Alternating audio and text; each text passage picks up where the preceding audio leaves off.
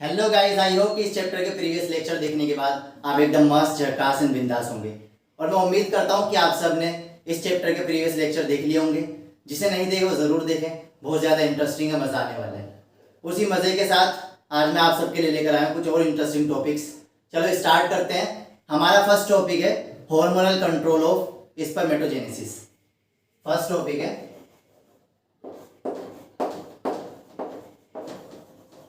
Hormonal control of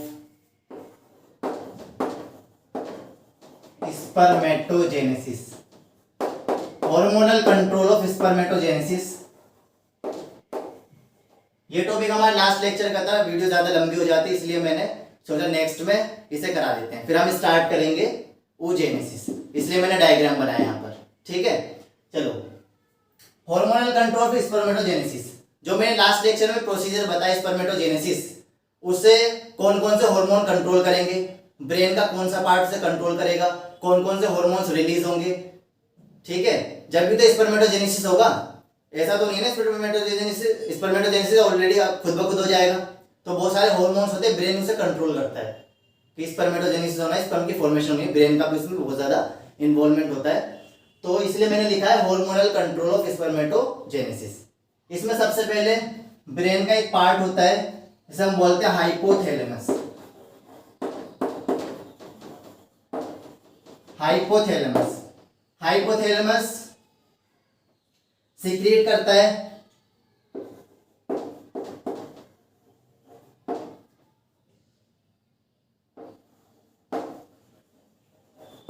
gonadotrophin,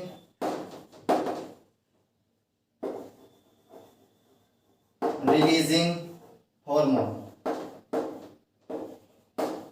जिसे हम बोलते हैं GnRH। हाइपोथैलेमस सीक्रेट करता है एक हार्मोन जिसे बोलते हैं gonadotrophin releasing hormone.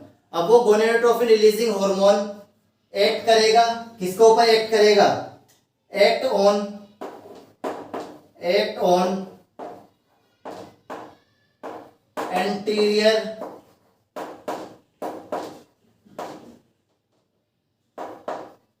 Anterior pituitary. Anterior pituitary के ऊपर क्या करेगा? एक्ट करेगा। जब एंटीरियर पिट्यूटरी के ऊपर एक्ट करेगा, एक्ट करने के बाद दो तरह के हार्मोन रिलीज होंगे।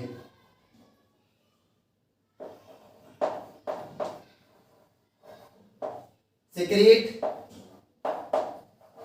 two types of hormone, दो तरह के हार्मोन्स रिलीज होंगे। कौन कौन से हार्मोन्स रिलीज होंगे? एक को हम बोलते हैं FSH। क्या बोलते हैं? FSH। FSH का पूरा नाम होता है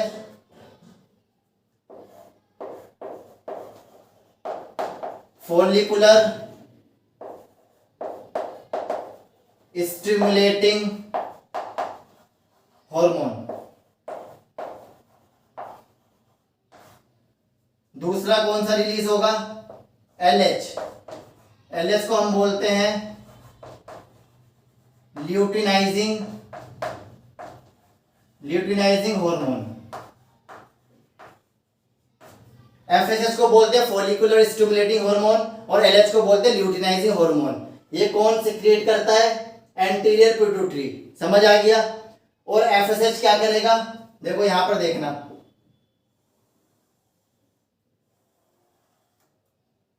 FSH क्या करेगा?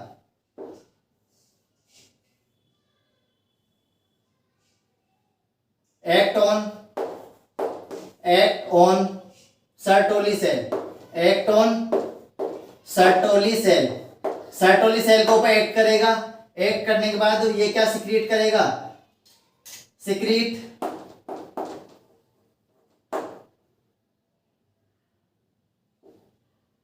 some factors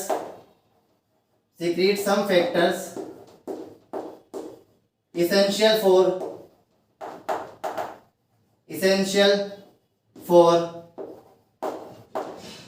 spermiogenesis. समझ आ गया? मैंने क्या बताया, हाइपोथैलेमस सिक्रीट करेगा गोनेडोट्रोपिन रिलीजिंग हार्मोन। ये किसके ऊपर एक्ट करेगा? एंटीरियर पिट्यूटरी के ऊपर। एंटीरियर पिट्यूटरी ब्रेन का पार्ट है, हाइपोथैलेमस ब्रेन का पार्ट है। वो क्या सिक्रीट करेगा? जीएनआरएच। जीएनआरएच किसके ऊपर एक्ट करेगा? एंटीरियर पिट्यूटरी, ब्रेन का पार्ट है एंटीरियर पिट्यूटरी।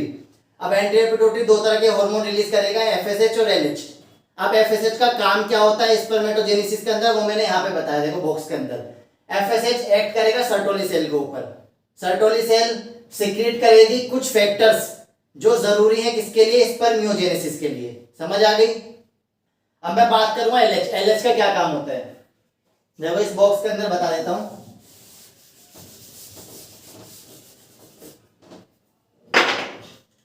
अब एलएच क्या करेगा? एलएच एक्ट ऑन किसके ऊपर? Leydig cell. LH Leydig cell को ऊपर एक्ट करेगा। लेडिग सेल को ऊपर एक्ट करने के बाद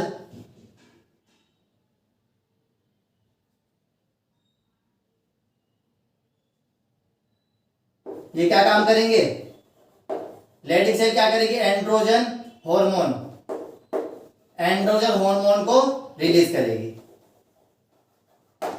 समझ आ गई? समझ आ गया? एंड्रोजन हार्मोन में क्या क्या आते हैं? दो आते हैं, टेस्टोस्टेरोन, टेस्टोस्टेरोन और एल्डोस्टेरोन, एल्डोस्टेरोन। समझ आ गई? मैंने सीधा सा क्या बताया, हाइपोथैलेमस जीएनआरएच रिलीज करेगा। डीएनआरएच किसको ऊपर एक्ट करेगा? Anterior pituitary. दो तरह के हार्मोन रिलीज करेंगे, एफएसएच और एलएच।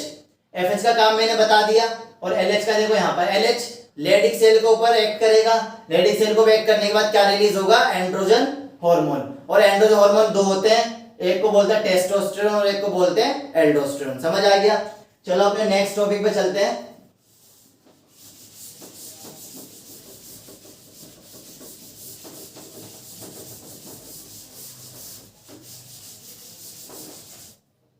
नेक्स्ट है हमारा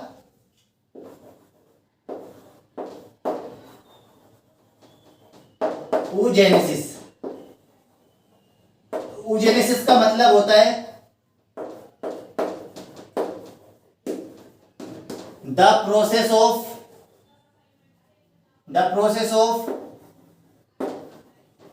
formation of ovum. The process of formation of ovum. Ovum के फॉर्मेशन के प्रोसेस को क्या बोलते हैं? oogenesis। नेक्स्ट पॉइंट आता है oogonia। oogonia cell developed during embryonic development।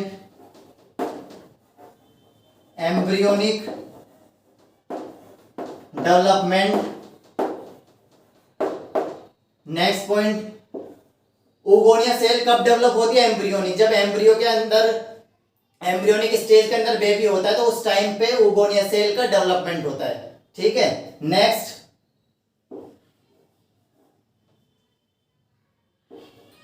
No oogonia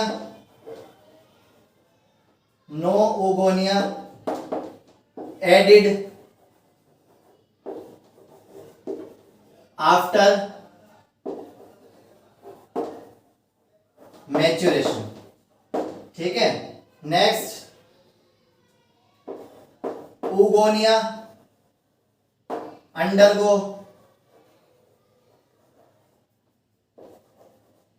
mitosis division। oogonia undergo mitosis division to form primary oocyte।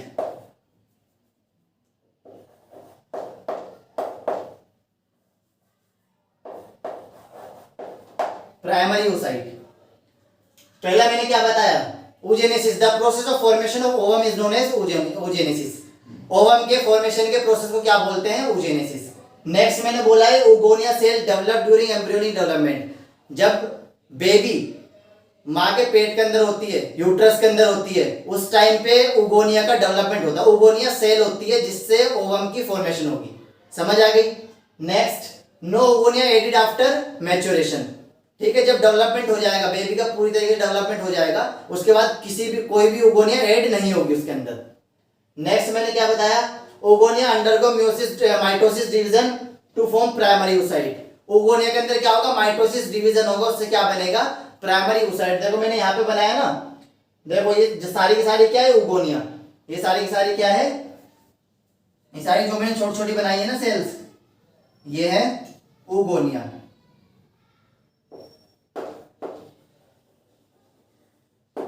ये सारी की सारी सेल जो मैंने बनाई है यहाँ पर, सारी की सारी सेल क्या है, ओगोनिया। ओगोनिया के अंदर क्या होगा, माइटोसिस डिवीजन, और क्या बनेगा, प्राइमरी oocyte। समझ आ गया, ये प्राइमरी oocyte है, इसके ऊपर सेल बन जाएगी तो क्या बनेंगे, प्राइमरी फोलिकल। अभी मैं यहाँ पे बता देता हूं।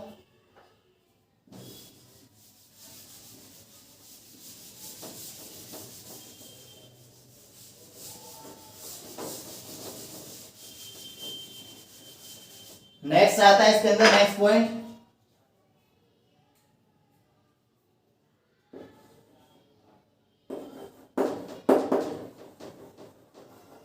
Primary oocyte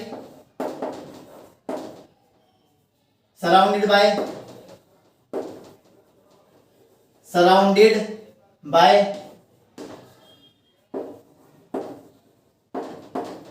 granulosa cells to form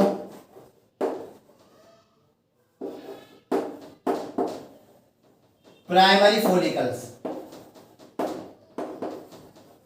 देखो इसका मतलब क्या है, मैंने क्या बोला, प्राइमरी oocyte। देखो ये रहा, ये प्राइमरी oocyte है।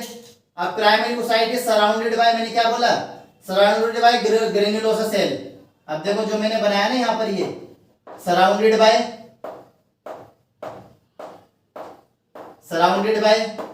Granulosa cell. ठीक है, ये एक लेयर बन गई। क्या बन गई, एक लेयर। इसे हम क्या बोलते हैं,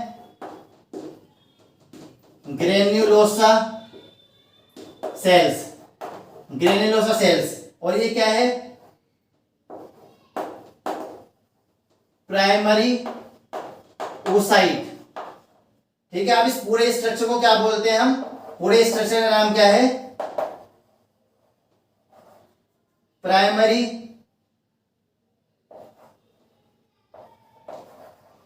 फॉलिकल। समझ आ गया, पूरे स्ट्रक्चर का नाम है प्राइमरी फॉलिकल। जब प्राइमरी oocyte के ऊपर एक लेयर बन जाती है ग्रेन्युलोसा सेल की, तो इस पूरे स्ट्रक्चर को क्या बोलते हैं, प्राइमरी फॉलिकल। देखो मैंने यहाँ पे बना रखा है, उस ओगोनिया से क्या बना, प्राइमरी फॉलिकल। देखो बीच में क्या है, प्राइमरी oocyte, उसके ऊपर एक लेयर बना दी मैंने, उससे क्या बोलेंगे, प्राइमरी फॉलिकल। समझ आ गया। प्राइमरी फॉलिकल के बाद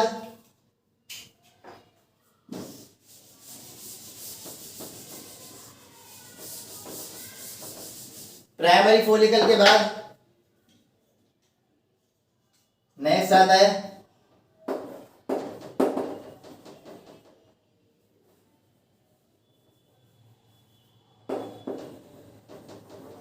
large number of primary follicle, large number of primary follicles degenerate, large number of primary follicles degenerate at the age of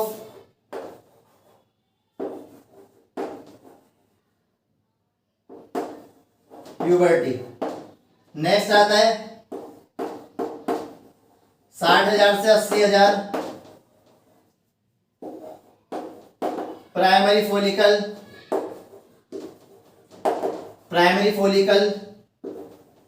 left in each ovary.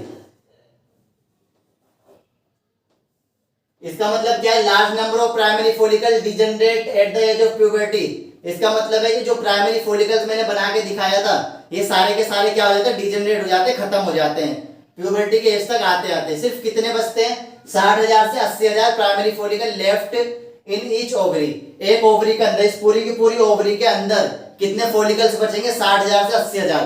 60,000 से 80,000 प्राइमरी फॉलिकल्स। जो इस तरह के स्ट्रक्चर है ना, कितने होते हैं एक ओवरी के अंदर? ऐसे स्ट्रक्चर प्राइमरी फॉलिकल्स कितने होते हैं एक ओवरी के अंदर? एक ओवरी का स्ट्रक्चर है ये। पूरी ओवरी के अंदर कितने प्राइमरी फॉलिकल्स होंगे? 60,000 से 80,000। कितने होंगे? 60,000 से 80,000। समझ आ गया? नेक्स्ट,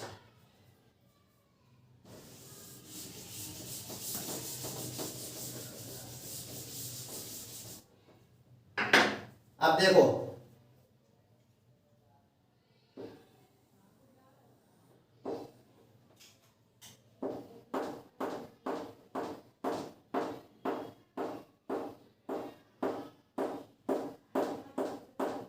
ये क्या है?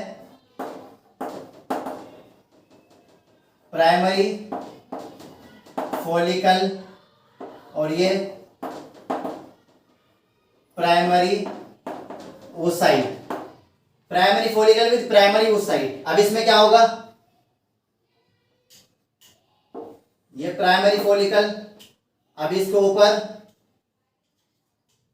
2 लेयर बन जाएगी।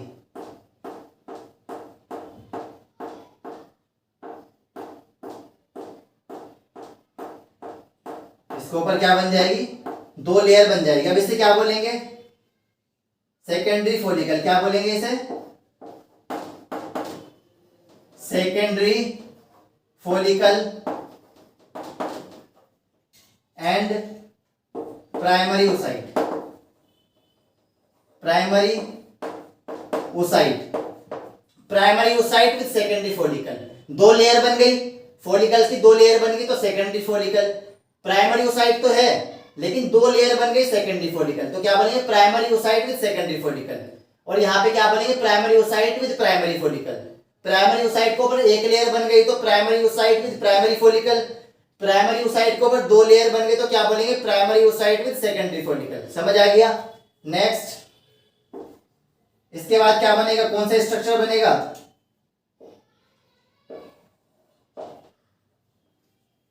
इसके बाद इसके ऊपर क्या होगा? 3 लेयर बन जाएगी। कितनी लेयर बन जाएगी इसके ऊपर? 3। अब इसके ऊपर 3 लेयर बन गई तो क्या बोलेंगे? Tertiary follicle. Tertiary follicle with primary oocyte। Primary oocyte। समझ आ गया? अब इसके अंदर क्या होगा? इसके अंदर होगा मियोसिस फर्स्ट। मियोसिस फर्स्ट होगा इसके अंदर। अब जब मियोसिस फर्स्ट होगा तो इससे क्या बनेगा? Secondary oocyte first polar body. क्या बनेगा? Secondary oocyte first polar body. देखो ये मैंने डायग्राम बनाया, यहां पे क्या बनेगा? Secondary oocyte first polar body.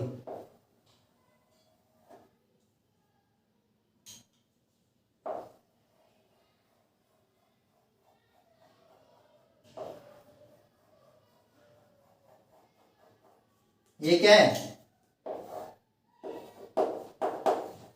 Secondary oocyte। और ये क्या है? First polar body. क्या है ये? First polar body. समझ आ गया? Primary oocyte with tertiary follicle के अंदर मियोसिस फर्स्ट होगा तो क्या बनेगा?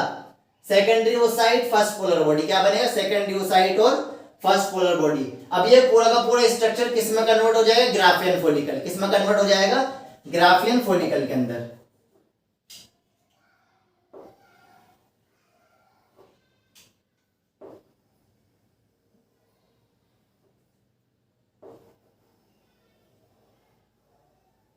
किसमें कन्वर्ट हो जाएगा? ये इस तरह के स्ट्रक्चर में कन्वर्ट हो जाएगा। इसे हम क्या बोलते हैं? Graafian follicle. Graafian follicle. और इसके अंदर एक फ्लूइड होता है। इसके अंदर क्या होता है? एक फ्लूइड होता है, इसे हम बोलते हैं एंट्रम। क्या बोलते हैं? Antrum fluid. समझ आ गई? अब ग्राफियन फॉलिकल क्या होगा? रप्चर्ड होगा। ग्राफियन फॉलिकल क्या करेगा? फटेगा। अब इसके रप्चर्ड होने के बाद क्या रिलीज होगा? ओवम। समझ आ गई? क्या रिलीज होगा? इसके रप्चर्ड होने से ओवम रिलीज होगा। और क्या रिलीज होगा? Second polar body, second polar body. समझ आ गया? देखो पूरा का पूरा जो oogenesis है, ये oogenesis मैंने डायग्राम के थ्रू बताया। ये पूरा का पूरा प्रोसीजर किसके अंदर होता है? ओवेरी के अंदर। समझ आ गया? देखो पहले मैं ये बता देता हूं, primary oocyte with primary follicle. Primary oocyte के ऊपर एक लेयर बना दी, ग्रेन्युलोसा की, ग्रेन्युलोसा सेल की एक लेयर बना दी, तो क्या बोलते हैं? Primary oocyte with primary follicle. दो लेयर बना दी तो primary oocyte with secondary follicle. तीन लेयर बना दी, primary oocyte with tertiary follicle. ठीक है, इसके बाद इसमें क्या होगा? Meiosis first. म्योसिस फर्स्ट होने के बाद किसमें कन्वर्ट हो जाएगा? Secondary oocyte first polar body. अब ये पूरा का पूरा स्ट्रक्चर किसमें कन्वर्ट होगा? Graafian follicle. ठीक है, ग्राफियन फॉलिकल के अंदर फ्लूइड होता है, इसे हम बोलते हैं एंट्रम फ्लूइड। क्या बोलते हैं? Antrum fluid. अब ये ग्राफियन फॉलिकल रप्चर्ड होगा, फटेगा, फटने के बाद क्या निकलेगा? ओवम और सेकेंडरी पोलर बॉडी। क्या बनेगा? ओवम और सेकेंडरी पोलर बॉडी। समझ आ गया? अब देखो इस पूरे के पूरे स्ट्रक्चर को जो मैंने बताया अभी oogenesis, इसे मैं ओवरी के डायग्राम के थ्रू बता देता हूं। देखो सबसे पहले यहाँ पे क्या है? ओगोनिया। मैंने क्या बताया? सबसे पहले ओगोनिया सेल होती है। Oogonia cell develop during embryonic development. जब बेबी माँ के यूट्रस के अंदर होती है तो उसके अंदर क्या होता है? ओगोनिया। ओगोनिया सेल्स होती है, इनिशियल सेल, जो स्टार्टिंग की सेल्स होगी जिससे ओवम बनेगा, उसे हम तो क्या बोलते हैं? Oogonia cell. समझ आ गया? अब देखो ओगोनिया सेल, ओगोनिया सेल में क्या होगा? माइटोसिस। ओगोनिया सेल में माइटोसिस होने के बाद क्या बनेगा? Primary oocyte। क्या बनेगा? Primary oocyte। अब प्राइमरी oocyte के ऊपर एक ग्रेन्युलोसा सेल की लेयर बन जाएगी। किसकी बन जाएगी? ये क्या है? सारी की सारी, ये सारी की सारी क्या है? Granulosa cells. समझ आ गई? ये सारी की सारी ग्रेन्युलोसा सेल है। अब प्राइमरी oocyte के ऊपर एक ग्रेन्युलोसा सेल की लेयर बनेगी तो क्या बनेंगे? Primary follicle. प्राइमरी oocyte के ऊपर दो सेल बनेगी ग्रेन्युलोसा की तो क्या बोलेंगे? Secondary follicle. प्राइमरी oocyte के ऊपर तीन लेयर बनेगी ग्रेन्युलोसा सेल की, क्या बोलेंगे? Tertiary follicle. ठीक है, अब टर्शियरी फॉलिकल के बाद एक यहाँ पे जो स्ट्रक्चर बनाना था वो मैंने यहाँ पे बना दिया, secondary oocyte first polar body. ठीक है, इसके बाद क्या बनेगा? Graafian follicle. देखो ये रहा ग्राफियन फॉलिकल। ग्राफियन फॉलिकल के अंदर क्या है? ये एंट्रम फ्लूइड है। ठीक है, ये एंट्रम फ्लूइड है। अभी ये रप्चर्ड होगा, रप्चर्ड होने के बाद देखो ओवम रिलीज हो गया ना। देखो ये जब सेल फटेगी, फटने के बाद क्या हो रहा है? ओवम रिलीज हो गया। देखो इसी को क्या बोलते हैं? ओवुलेशन। क्या बोलते हैं? ओवुलेशन। अब रप्चर्ड होने के बाद जो ग्रेन्युलोसा सेल है वो किस में कन्वर्ट हो जाएगी? कॉर्पस ल्यूटियम में। येलो बॉडी होती है कॉर्पस ल्यूटियम। ओवम तो रिलीज हो गया, ओवम का रिलीज होने के बाद जो बचा कुचा स्ट्रक्चर है किसमें कन्वर्ट हो जाएगा? येलो बॉडी के अंदर। उसे हम क्या बोलते हैं? Corpus luteum. अब कॉर्पस ल्यूटियम किस में कन्वर्ट होगा? कॉर्पस एल्बिकेंस के अंदर। उसे हम बोलते हैं व्हाइट बॉडी। ठीक है, फिर दोबारा ये प्रोसीजर दोबारा स्टार्ट हो जाएगा। इस तरह से प्रोसीजर रिपीटेडली चलता रहता है। समझ आ गया? चलो next.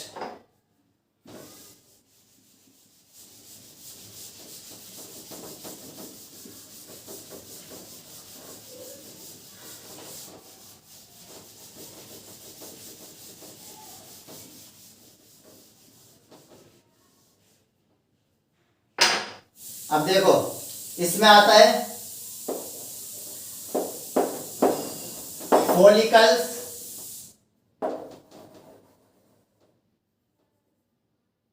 Release estrogen hormone. Follicles release estrogen hormone. Next आता है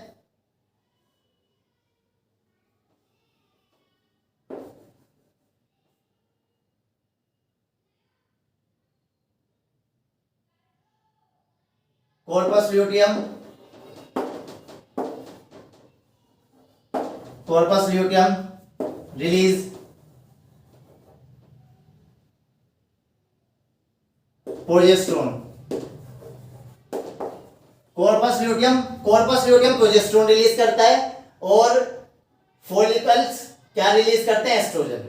फॉलिकल एस्ट्रोजन हार्मोन रिलीज करते हैं और corpus luteum progesterone hormone release करता है। प्रोजेस्टेरोन किस लिए जरूरी है? जो एंडोमेट्रियम लेयर रप्चर्ड होती है, जब मेंस्ट्रुएशन साइकिल होती है एंडोमेट्रियम लेयर रप्चर्ड होती है, उसे मेंटेन करने के लिए। समझ आ गई? तो essential for maintaining of endometrium layer.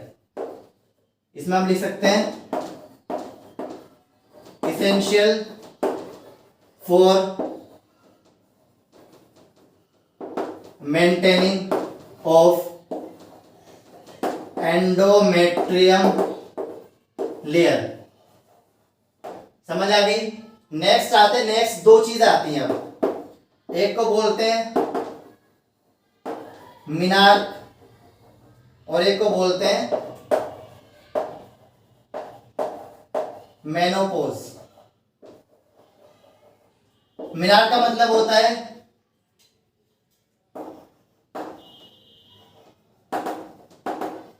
Beginning of menstrual cycle at the age of puberty। Beginning of menstrual cycle at the age of puberty क्या होता है? 11 से 13, 11 to 13 ईयर्स। 11 to 13 ईयर्स में क्या होती है? पहली मेंस्ट्रुएशन साइकिल स्टार्ट हो जाती है, उसी को क्या बोलते हैं? मिनार्क। मेनोपॉज का मतलब होता है एंडिंग ऑफ मेंस्ट्रुअल साइकिल। किस एज में होता है? At the age of 50 years, लगभग 50 ईयर्स में। 50 ईयर्स में क्या होता है? मेंस्ट्रुएशन साइकिल स्टॉप हो जाती है। Stopping of menstruation cycle at the age of 50 years. समझ आ गई। आई होप कि आप सबको ये टॉपिक समझ आया होगा, मजा आया होगा, इंटरेस्टिंग लगा होगा। मिलते हैं हम अपने नेक्स्ट लेक्चर में। All the best and God bless you.